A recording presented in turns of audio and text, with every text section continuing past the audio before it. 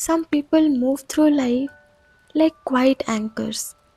They don't make noise, they don't demand anything, they just hold everyone else together.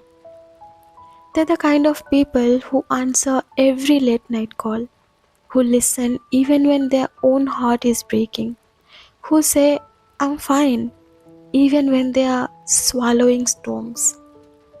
You might know someone like that. You might be someone like that. But here's the painful truth no one talks about. Even the strongest people reach a day when they break, a day when they desperately need the same comfort they have spent years giving to others, and they realize they have no one to turn to. This is the story of one such person, Arav. And the day life finally demanded from him the same presence he had always offered to everyone else.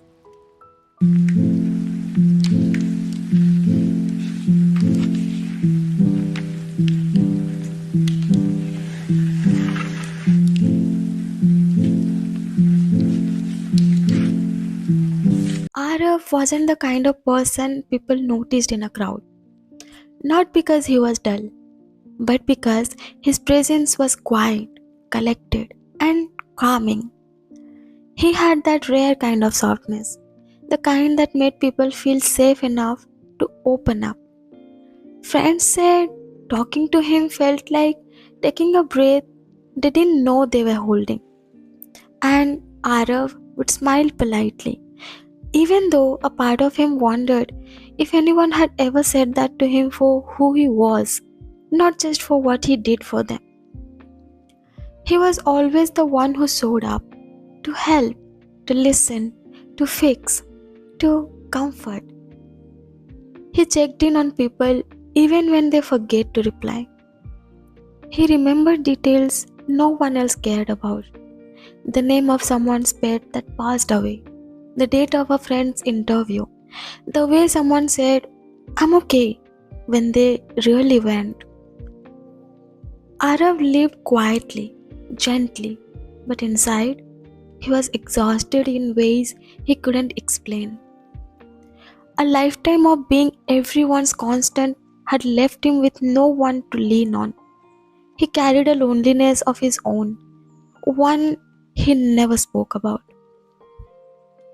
Arav's days were full, not because his life was overflowing with joy, but because everyone else's problems filled the empty spaces of his own.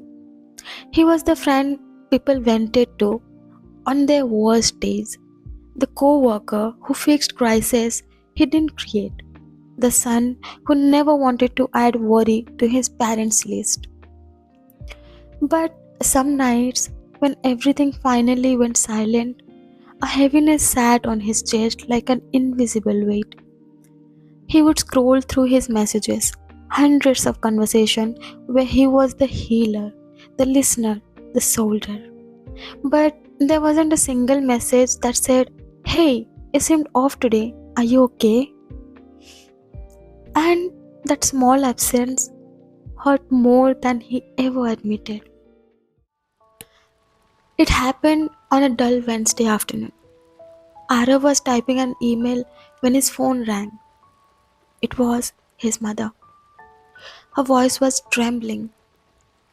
Arav, your father fainted. We rushed him to the hospital. The wall didn't just pause, it tilted. His hands shook, his throat tightened. His heart pounded so loudly he could barely hear anything else. He ran out of the office, barely remembering to breathe. And for the first time in years, he reached out for help. He texted 3 people he trusted. Dad is in the hospital. I'm really scared. He stared at the screen, waiting for it to light up with reassurance. The same reassurance he had given countless times. 1 minute, 5 minutes, 12 minutes. Nothing. The cab ride felt endless, the kind of silence where your thoughts choke you from inside. Hospitals have a strange way of revealing truths. You see who rushes in for someone, who waits outside every door, who cries, who holds, who stands beside. Arav sat alone. Families around him were comforting each other. Friends stood together in clusters. Hands were held, shoulders were offered. And he sat there, arms wrapped around himself. Finally, his phone buzzed. Sorry, bro, I was in a meeting. Tell me when things get better, okay? And a thumbs up emoji. Arav felt an ache in his chest, gentle but heavy, like his heart was tired. A part of him whispered, he shouldn't have expected anything. This is how it always is. And for the first time, he believed it. The doctor came out late at night and said, he's stable, but we will keep him under observation. Relief washed over him, but it didn't soothe the ache. He walked to the washroom, closed the door, and the moment the door clicked, his composure shattered. He pressed his palms to his face and cried in a way he hadn't in years. Not the loud, dramatic kind of cry, but the silent, collapsing kind. The kind that comes from a lifetime of holding yourself together while everyone else leaned on you. In that cold, sterile bathroom, he whispered the truth he had avoided. I needed someone today, and I had no one. It broke him, not because he was weak, but because he had been strong for far too long. The next morning, when he reached home, sleep wouldn't come. He sat by the window, watching the early light crawl across the sky. On instinct, he picked up his old notebook and wrote, I show up for everyone, but when I finally needed someone, no one showed up for me. I'm tired, not angry, just tired of being strong, alone. And suddenly, for the first time in years, he felt his truth settle inside him. Not as bitterness, but as clarity. Later that evening, Arav's friend Meera came to see him.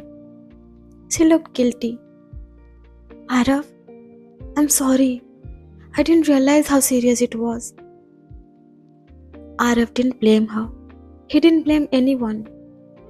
For the first time, he simply said what he felt. I needed someone yesterday. I thought maybe you would come. I guess I've been giving too much and expecting too little. Meera didn't defend herself. Her eyes softened.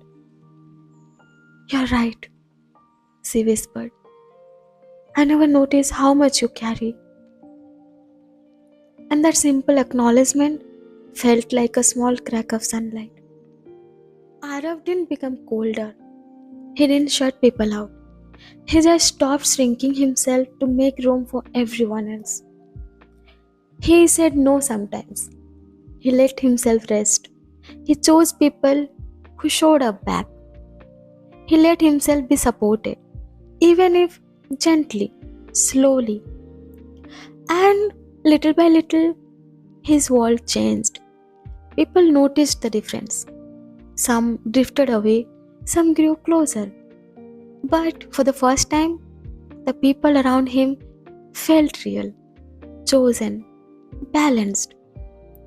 And he finally learned that the strongest people aren't the ones who carry everything alone. They're the ones who finally understand that they don't have to. Arav's story isn't dramatic. It's not rare. It's painfully, beautifully, real. It's the story of every person who holds everyone together until they break quietly in an empty room.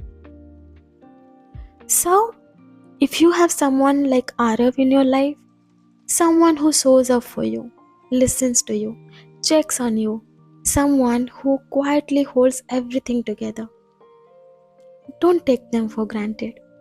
This is your reminder to appreciate them, to ask them if they're okay, to tell them you're there too, to simply say thank you.